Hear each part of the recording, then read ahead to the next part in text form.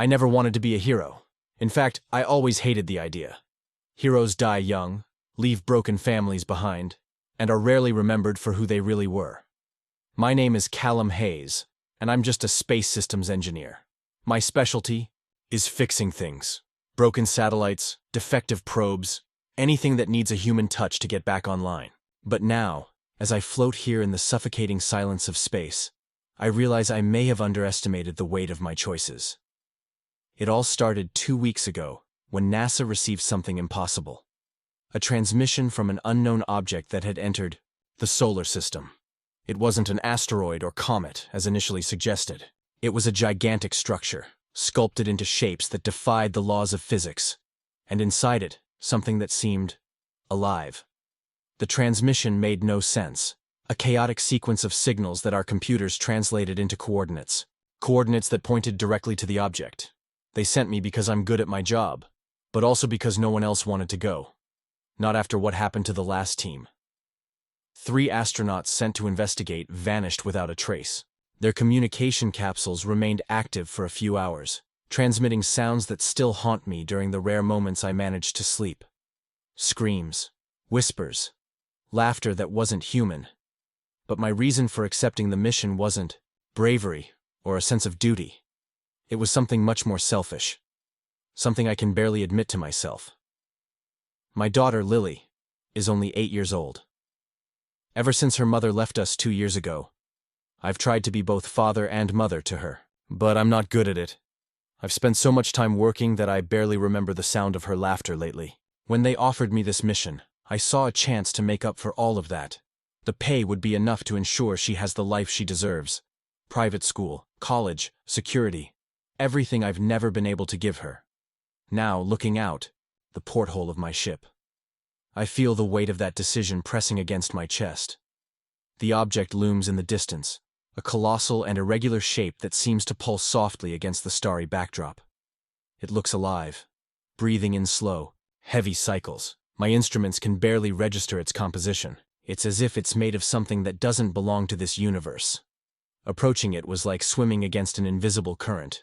Every maneuver required constant adjustments to the thrusters, as if the object were distorting the very space around it. When I finally got close enough to see the details, a shiver ran down my spine. The surface was covered with inscriptions, symbols that seemed to shift depending on where I looked. Sometimes they appeared to be written in an ancient language. Other times, organic shapes, like veins pulsing beneath the skin of a living being. I touched the surface with the external sensors first, trying to avoid any direct contact. But then something happened. A wave of energy surged through my ship, causing all systems to flicker and fail for a moment. I regained control quickly, but when I looked at the monitor again, something was different. The symbols on the object's surface had rearranged themselves, forming an image I recognized immediately. It was a head. A grotesque head, with elongated eyes and jaws open in a silent scream. But what paralyzed me wasn't its appearance. It was the fact that I'd seen that image before. In one of Lily's drawings, for a moment I was confused. I'm at home, sitting at the kitchen table while Lily scribbles in a notebook. She was only 5 at the time, but her creations were unusual. Strange shapes, humanoid figures with elongated heads and limbs too thin to be natural. "It's a monster," she said, pointing to a specific drawing. "It visits me when you go to work." I dismissed it as childish imagination back then. Now, staring at the image projected on the monitor, I realize how wrong I was. So wrong. I returned to the ship trembling, though I tried to maintain my composure. I reported to base that I had established initial contact, omitting any mention of Lily's drawings or the unsettling feelings beginning to take hold of me. But as I watch the external footage of the object, I can't shake the feeling that I've brought something back with me. Something that shouldn't have been awakened. Now, alone in this metal capsule floating above the void, I realize I might never return home. Perhaps I'm destined to stay here, like those who came before me. And worse, I've started to question whether I really experienced all of this, or if my mind has already begun to betray me. The silence in the cabin is oppressive, broken only by the intermittent hum of the instruments. But deep down, I hear something else. A whisper, almost imperceptible, echoing as if coming from far away. You shouldn't be here. The silence inside the capsule is suffocating, a physical presence pressing against my ears as if the very vacuum of space had invaded the small compartment where I'm trapped. I try to focus on the instruments in front of me, on the blinking lights and the constant hum of the systems, but none of it feels real anymore. My hands tremble as I input data into the console, each keystroke echoing too loudly, as if the sound is being amplified by something invisible. The image of the monolith is seared into my mind, its perfect geometry, and the grotesque figure carved into its surface haunting every thought.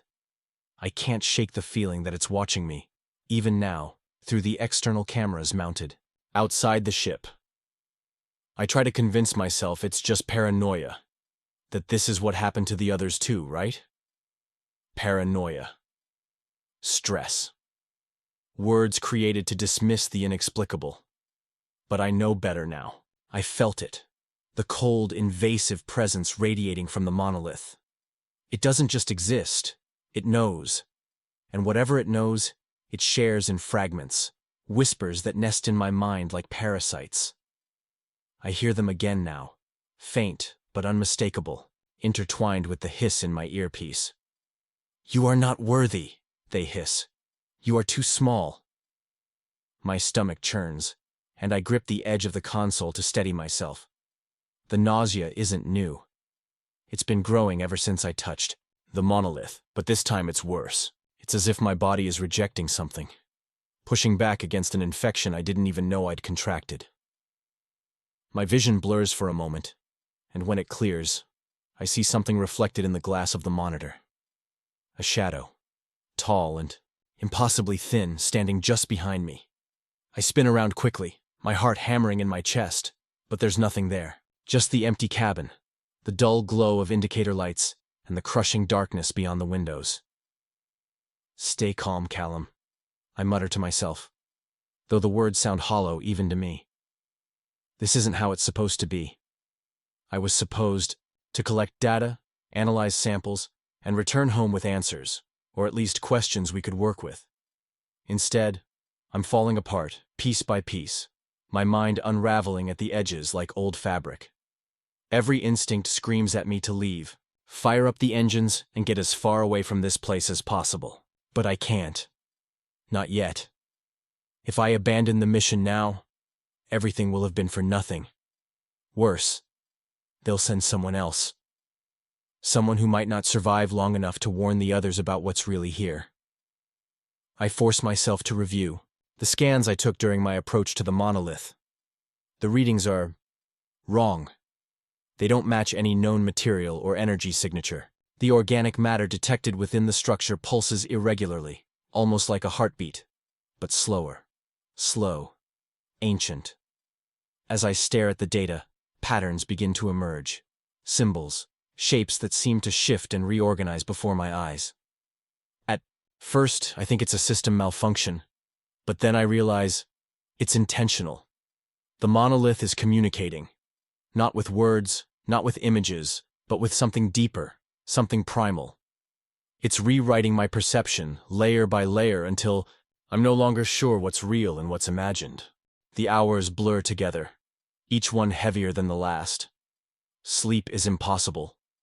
Every time I close my eyes, I see it. The figure carved into the monolith, its elongated limbs writhing and twisting as if alive. Its eyes pierce mine, unblinking, relentless. Sometimes I swear I can feel its gaze following me, even when I'm awake. It's in the corners of the room, in the flicker of lights on the ceiling, in the soft vibration of the ship's hull. I start talking to myself, just to drown out the silence. It's just stress, I say aloud, over and over. It's just stress. But deep down, I know it's not. On the third day, things get worse. The equipment begins to fail in ways that defy explanation. Sensors give erratic readings, power fluctuations make the lights dim and flicker, and the temperature inside the capsule drops suddenly, despite the heaters running at maximum capacity. I wrap myself in thermal blankets, trembling uncontrollably. But the cold isn't just physical. It seeps into my bones, into my soul. And then come the dreams. Vivid, suffocating nightmares that feel more real than waking life. In these visions, I'm back in front of the monolith, but this time it's different. Its surface ripples like liquid. And when I reach out to touch it, my hand sinks into the darkness. Something grabs me, pulls me in, and I'm falling, spinning through an infinite void filled with screaming stars and bleeding planets. When I wake up, drenched in sweat and gasping for air, I find scratches on my arms, deep, angry marks that weren't there before. Panic sets in. I check the medical kit, searching for something to explain what's happening to me. My pulse is racing, my skin pale and clammy. I inject myself with a sedative, hoping it will calm me, but the effects wear off almost immediately. The whispers return, louder this time, overlapping and dissonant. They speak in languages I don't understand, but their meanings are clear. Leave, run, die. I try to contact the orbital base, desperate for help, but the transmission cuts off mid-sentence. Static fills the line, interrupted only by a low, rhythmic pulsing that matches the beat of my own heart. Then, a voice, neither human nor mechanical, but something in between, speaks directly into my earpiece. "You carry it now," it says, its tone both comforting and threatening. "You cannot escape." That's when I notice the changes, subtle at first, easy to dismiss as fatigue or stress. My reflection in the monitor looks wrong. My eyes are darker, sunken deeper into their sockets, and there's a faint sheen of moisture on my skin that wasn't there before. When I touch my face, it feels wrong, as if the surface is stretching, moving beneath my fingers. I stumble to the small mirror in the lavatory and stare at my reflection, holding my breath. My pupils are elongated, slit-like, like a reptile's, and my veins pulse visibly beneath translucent skin. Something is growing inside me, spreading through my bloodstream like poison. I collapse to the floor, clutching my head as waves of pain crash over me. Memories flash before my eyes, fragments of lives I never lived, places I've never been. Civilizations rise and fall in a matter of seconds, their inhabitants worshipping a dark figure carved into stone. I see armies marching across barren landscapes, their banners displaying the same grotesque symbol etched into the monolith. I see cities consumed by fire, oceans boiling until they evaporate. And above it all, the figure watches, motionless, eternal. When the visions fade, I'm trembling, tears streaming down my face. I don't know how much longer I can hold on. Whatever the monolith has done to me, it's not finished. It's using me, shaping me into something more. Something it needs. And the worst part? I can feel that it wants more. The line between dreams and reality has completely dissolved. I no longer know which is worse, the nightmares that haunt my sleep or the lucid hallucinations that follow me like shadows.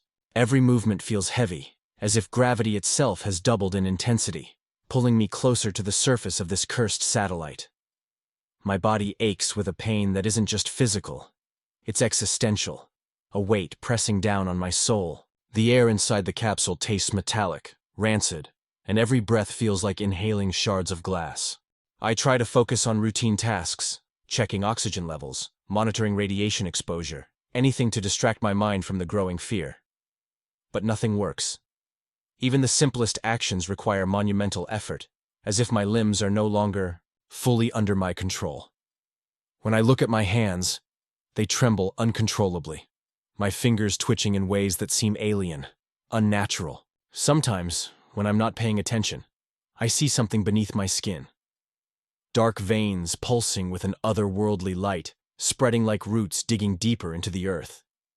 It's horrifying, but what terrifies me most is how familiar it feels, as if it belongs there, as if it's always been. The whispers are constant now, a cacophony of voices overlapping and competing for dominance in my mind. They speak in languages I don't understand, but their meanings bypass logic and reason. Fragments of knowledge flood my consciousness. Ancient rituals, forgotten civilizations, cosmic truths that make my brain ache with their magnitude. But none of it makes sense. Or maybe it does. and I'm simply too small, too insignificant to comprehend. Either way, it's tearing me apart. One night, or what passes for night here, I wake up and find myself outside the capsule. I don't remember how I got here. My suit is sealed, life support functioning, but my heart races as I realize I have no memory of leaving the safety of the ship. The ground beneath my boots is cold, unforgiving, and the monolith looms ahead of me, larger than ever. Its surface glows faintly, almost imperceptibly, as if it's alive. As I approach, the figure carved into its side seems to move, its elongated limbs twisting slightly, its tentacles writhing like snakes awakened from a deep slumber. For a moment, I think it's shifting. Then I blink, and it's still again. But something else isn't. Something is crawling across the lunar surface toward me. At first, I think it's a trick of the light, a distortion caused by my helmet visor. But then I see them. Humanoid shapes, but wrong. Their bodies shimmering and disappearing like static on a broken screen. They move in silence, gliding. Instead of walking, their heads tilted unnaturally to the side, as if listening to a sound only they can hear. Their eyes, too large, too black, stare straight at me, piercing through the layers of fabric and metal that separate us. I want to run, scream, do anything except stand paralyzed as they approach. But I can't. My legs refuse to obey, locked in place by a force stronger than fear. When they reach me, they don't attack. Instead, they surround me, forming a loose circle that traps me in their gaze. One of them steps forward, its movements jerky and disjointed, and raises a hand, neither fully human nor entirely something else, pointing at the monolith. A single word echoes in my mind, loud and clear, despite the absence of sound. Awaken. Then they vanish, disappearing into thin air as quickly as they appeared. I collapse to my knees, gasping, my helmet visor fogging with my rapid breathing. My muscles burn, and my vision wavers, but I force myself to crawl back to the capsule. As soon as I'm inside, I seal the compartment behind me and manually lock it, even though I know it won't keep whatever those things were out. Nothing will. In the days that follow, the hallucinations intensify. Shadows stretch unnaturally across the cabin walls, twisting and taking on forms that shouldn't exist. Faces appear on the reflective surfaces of monitors and windows, their features distorted, grotesque. Sometimes I see my reflection in those images, and each time I look less like Callum Hayes and more like something else. My skin darkens, becoming almost translucent, revealing the intricate network of glowing veins beneath. My eyes expand, growing larger, rounder, until they seem to take up half my face, and my mouth.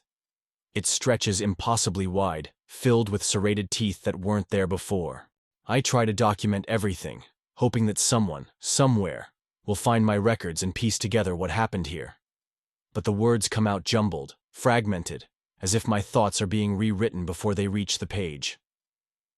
Sentences are interrupted midstream, replaced by symbols and glyphs that faintly pulse on the screen. Symbols that match the patterns I saw in the monolith's data. Patterns that mean something, something vast, something incomprehensible. And then come the visions. Vivid, overwhelming flashes of insight that leave me staggering. I see Earth from orbit, its oceans boiling dry, continents crumbling into dust. I see humanity reduced to ashes, scattered across sterile deserts. And above it all, the monolith towers high, untouched, eternal. It's not just a structure. It's a beacon, a prison, a tomb. And I am its key. The realization hits me like a meteor impact, obliterating any trace of hope that remained. Whatever the monolith contains, it's no longer dormant. It's awake. And it's using me to communicate, to spread its influence beyond the limits of this desolate rock. Every transmission I send, every scan I perform, carries a fragment of its essence back to Earth. Back to the people who sent me here, unaware of the catastrophe they've unleashed. I've stopped sleeping altogether, afraid of what I'll see if I close my eyes. Food has lost its taste. Water feels like acid burning down my throat. My body continues to change, growing thinner, paler, until I barely recognize myself. Yet, strangely, I feel stronger, faster, more aware. It's as if the thing inside me is rewriting my biology, optimizing me for some purpose I can't begin to understand. On the 7th day, the equipment shuts down completely. No power, no communication, no life support, just silence. Absolute, suffocating silence. Panic floods me as I fumble to restart the systems, but nothing works. The temperature plummets, and ice begins to form on the capsule walls. My breath comes in shallow gasps, the condensation freezing instantly against my helmet visor.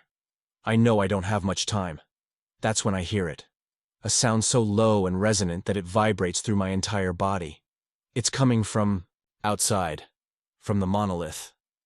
Against every instinct screaming at me to stay put, I grab a flashlight and step out onto the lunar surface.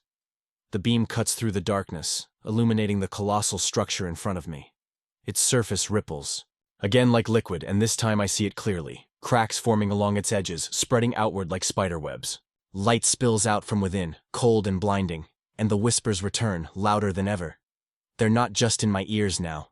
They're inside me, echoing through my bones, drowning out all other thoughts. As I stare at the monolith, the cracks widen further, opening with a deafening roar. Something emerges. Not fully formed, but enough to send waves of terror crashing over me. Tentacles, impossibly long and fibrous, lash out into the void, probing, searching. Eyes sprout along their surfaces, blinking in unison, staring at me with an intelligence far beyond anything I could comprehend. And then finally it speaks, not with words, but with emotions so raw, so primal, that they reduce me to tears, fear, despair, hunger. Callum, it says, though the voice doesn't come from outside, it comes from within. You have been chosen. Chosen. The word reverberates through me, hollow and final. Chosen for what? To die? To serve? To become? I don't get a chance to ask.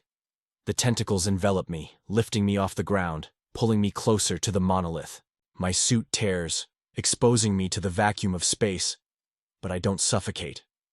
Instead, I feel connected to the monolith, to the thing inside it, to everything.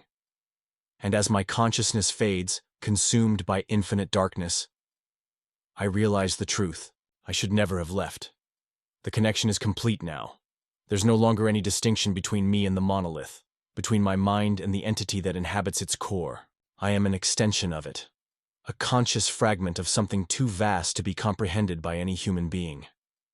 But this awareness brings no clarity, only terror. With every pulse of the monolith, I feel my body disintegrating further, my cells being rewritten, my thoughts replaced by alien patterns I no longer recognize as my own. What's left of Callum Hayes? Perhaps nothing more than fragmented memories, fleeting images of a life that seems to belong to someone else. Lily's image comes back, vivid enough that I can smell the scent of her colored pencils, hear her childish laughter as she drew those grotesque figures. It's a monster, she said back then, pointing at the notebook. Now I understand that she knew. She always knew. Children perceive things that adults overlook, truths that escape logical reasoning. And Lily saw this before I even left. She saw what I would become. The memories come in waves, interrupted by flashes of reality that are increasingly difficult to distinguish from hallucinations. I'm inside the capsule, but also outside of it. I see my reflection in the window glass, but it's not me. My eyes are bottomless black pits, reflecting stars that shouldn't be there.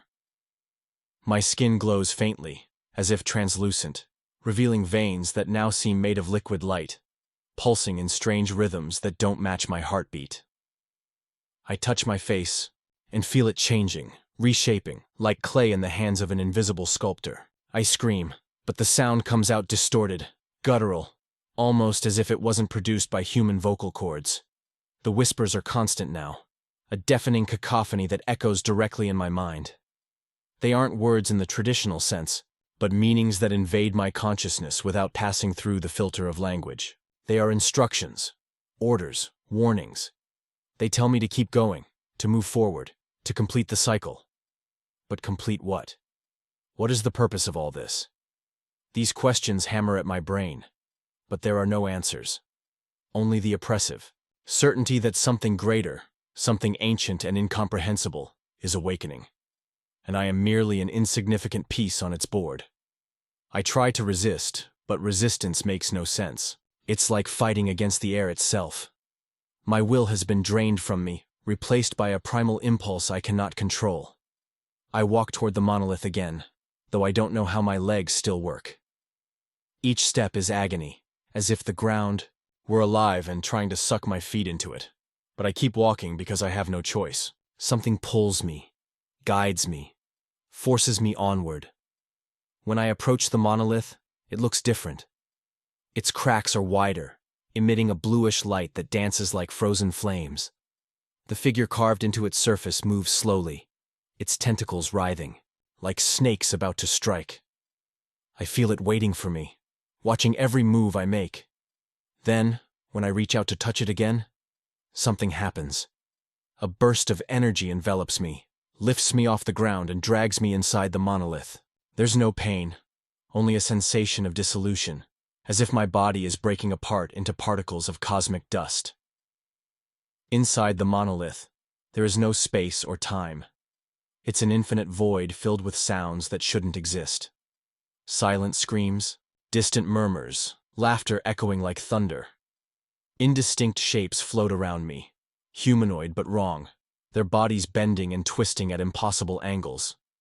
Tentacles stretch in all directions, connecting to each other in complex patterns that seem to form living constellations. And at the center of it all, hovering like a sleeping god, is the entity. Its form is fluid, mutable, never remaining the same for more than a few seconds. Sometimes it appears humanoid, other times it's an amorphous mass of flesh and darkness. Its enormous, empty eyes stare at me with an intensity that makes my brain ache. Do you understand now? The voice reverberates within me, not as sound, but as a physical presence invading every cell of my being. I want to respond, but I can't. Find my own voice. Instead, I think, and my thoughts are instantly devoured by the entity. It doesn't need words. It knows. It always knew. The knowledge I receive is overwhelming. I see entire civilizations rise and fall in the span of seconds, their inhabitants worshipping the entity as a god. I see worlds consumed by fire and ice, oceans drying up into deserts, atmospheres collapsing into eternal storms. And above all, I see Earth, my home, my planet. But it's no longer the vibrant blue world I left behind. It's covered by a gray layer of ash, its continents shattered, its seas evaporated. Humans have turned to dust, scattered by the winds of a dead world. And on the horizon, the monolith stands, towering and eternal, a silent witness to the end of everything. The vision vanishes as quickly as it came, leaving me gasping and trembling. When I return to the lunar surface, I realize something has changed. The ground beneath my feet is alive, vibrating with an energy that makes my bones tremble. The stars in the sky seem closer, their lights blinking in synchronized rhythms, as if they're communicating. The silence that was once absolute is now interrupted by a low, constant hum, a musical note vibrating at frequencies that shouldn't be possible. I'm different now, not just physically, but in essence. My hands shake uncontrollably, but they're no longer my hands. They're tools, instruments created to serve a higher purpose. I try to raise my arm, and it moves at strange angles, as if obeying an unknown geometry. My vision is split between two worlds, what I see with my eyes and what I perceive with something else. Another sense I can't name. The monolith is everywhere now, not just as a physical structure, but as a presence that permeates everything. Around me, the whispers grow louder, turning into screams, orders, commands. They tell me to transmit, to send, to connect. I don't fully understand, but I obey. I return to the capsule, my movements automatic, guided by an external force. The ship's systems are dead, but it doesn't matter. I find the emergency transmitter and activate it, sending a signal whose meaning I don't comprehend. It's a sequence of symbols, geometric patterns appearing on the screen as if written by an alien intelligence. I'm not the one creating them. I'm just the channel. As the signal is sent, I feel something moving inside me. It's not pain, but an unbearable pressure, as if something is trying to be born. I stagger out of the capsule again and collapse to my knees on the lunar surface. The ground shakes beneath my weight, cracks spreading in all directions, releasing a bluish light that illuminates the horizon. The monolith pulses in unison with my heartbeat, each beat stronger than the last. And then, with a roar that seems to tear the very fabric of spacetime, it explodes into a storm of light and shadow. When I open my eyes, the sky is different. The stars spin in chaotic patterns, their trajectories violating physical laws I thought were absolute. The moon is breaking apart, giant chunks of rock detaching and floating as if drawn by an invisible gravitational force. And at the center of it all, the entity hovers, its form finely solidified. It's enormous, far larger than the monolith that contained it. Its tentacles stretch for kilometers, touching the void as if it were an instrument. Its eyes, those terrible, infinite eyes, are fixed on me. "You have fulfilled your role," it says, though the words aren't heard. They are felt. But there is still work to be done. Work. The word resonates within me, amplified until it becomes deafening. Work for what? To destroy, to create, to transform. I don't know, and perhaps I never will. Because whatever I was before, the engineer, the father, the man named Callum Hayes, no longer exists.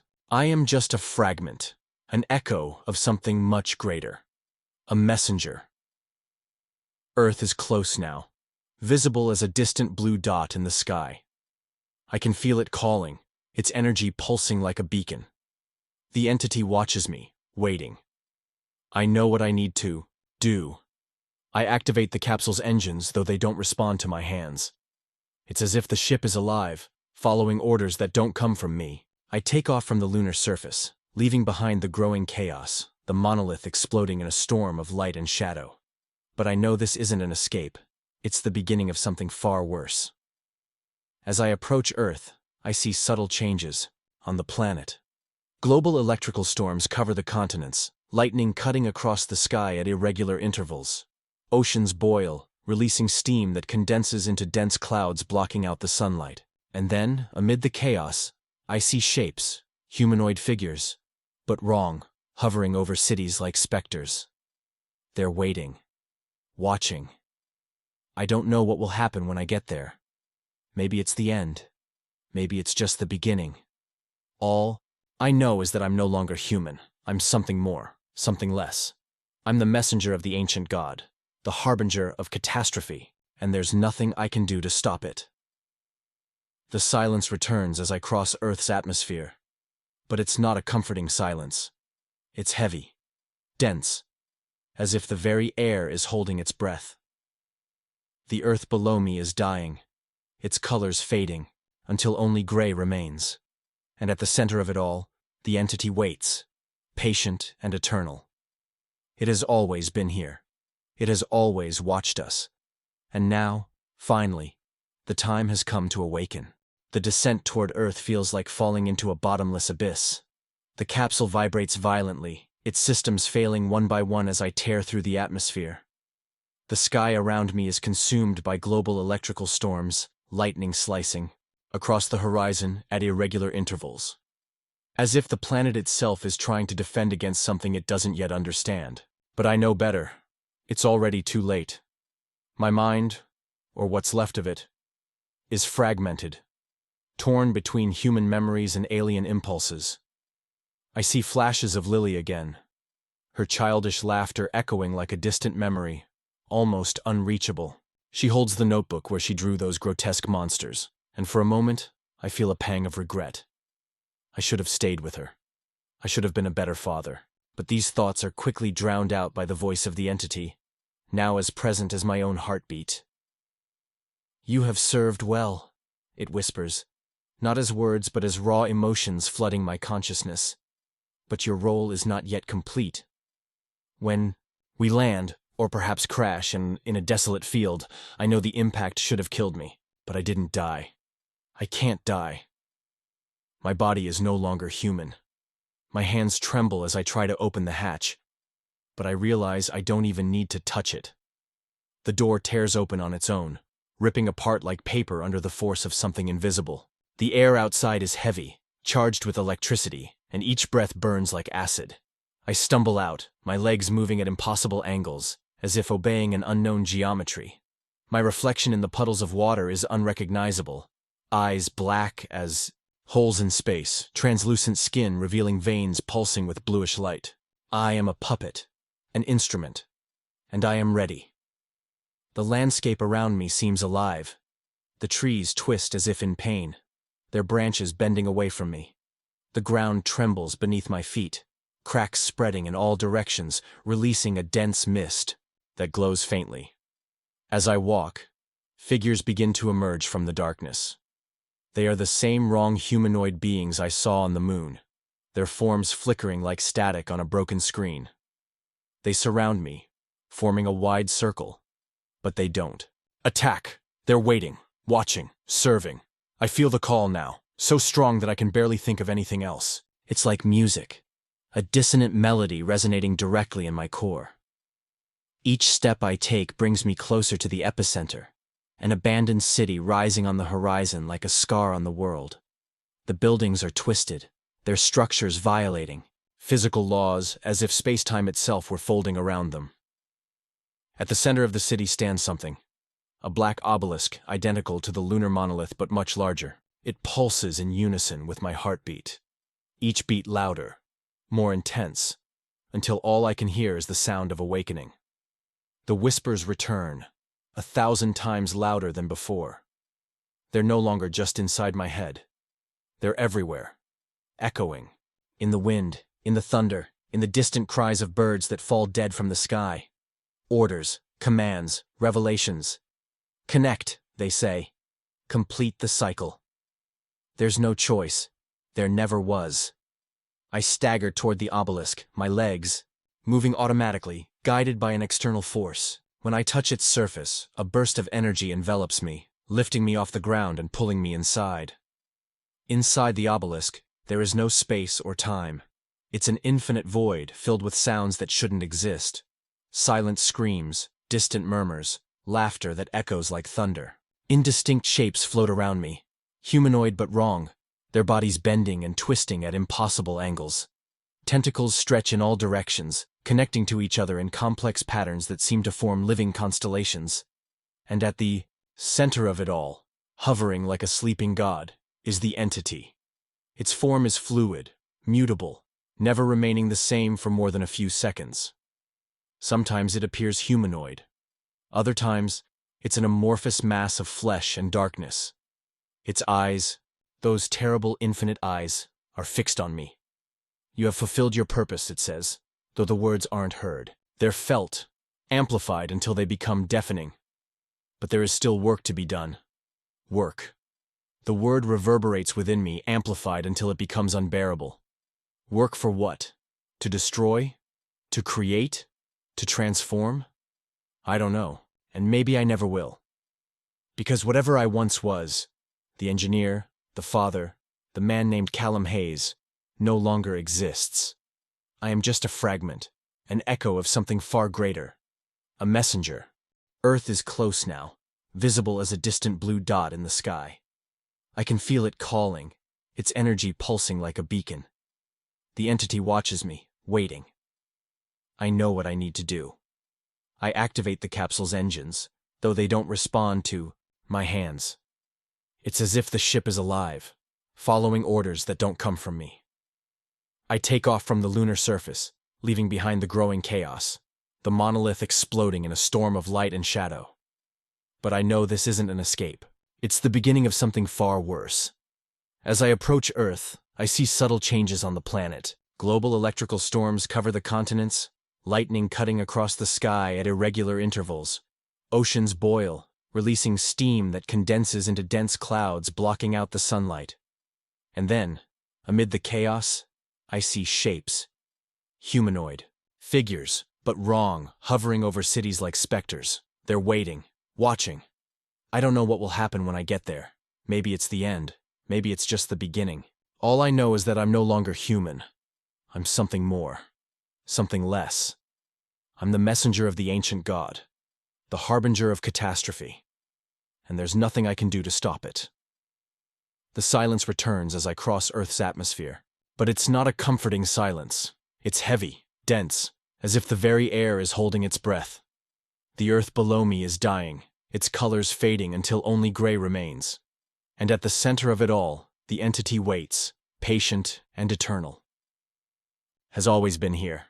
It has always watched us. And now finally the time has come to awaken. When I touch the ground again, I am no longer myself. I am an extension of the entity, a conscious fragment of something too vast to comprehend. The obelisk pulses with unbearable intensity, and I feel myself being sucked into it, dissolving into its essence. My vision splits between two worlds, what I see with my eyes and what I perceive with something else. Another sense I can't name.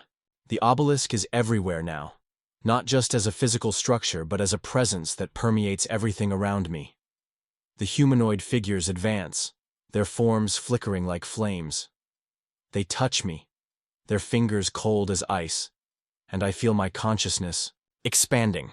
I see entire civilizations rise and fall in seconds, their inhabitants worshipping the entity as a god. I see worlds consumed by fire and ice, oceans drying into deserts, atmospheres collapsing into eternal storms. And above all, I see Earth, my home, my planet. But it's no longer the vibrant blue world I left behind. It's covered by a gray layer of ash, its continents shattered, its seas evaporated. Humans have turned to dust, scattered by the winds of a dead world. And on the horizon, the obelisk rises, towering and eternal, a silent witness to the end of everything. The cycle is complete. The entity has awakened. I am consumed by a blinding light, my consciousness shattering into fragments. Before I disappear, completely I see one final image. Lily, holding the notebook with her drawings. She looks at me with big, frightened eyes, and then she smiles. A childish laugh echoes, soft and comforting, even amidst the chaos. And then, darkness. Somewhere, on Earth, a scientist sitting in a control room receives a fragmented transmission. It's Callum Hayes' voice, distorted and full of static, pleading for them to destroy the signal. She hesitates, her fingers trembling over the keyboard. But before she can make a decision, the lights in the room go out, and a figure emerges. From the shadows, its eyes are bottomless black pits, reflecting stars that shouldn't be there. "Awaken," the figure says, its voice echoing like thunder. The scientist's eyes widen, her heart hammering in her chest. She knows something terrible is about to happen, but it's already too late. The cycle begins again,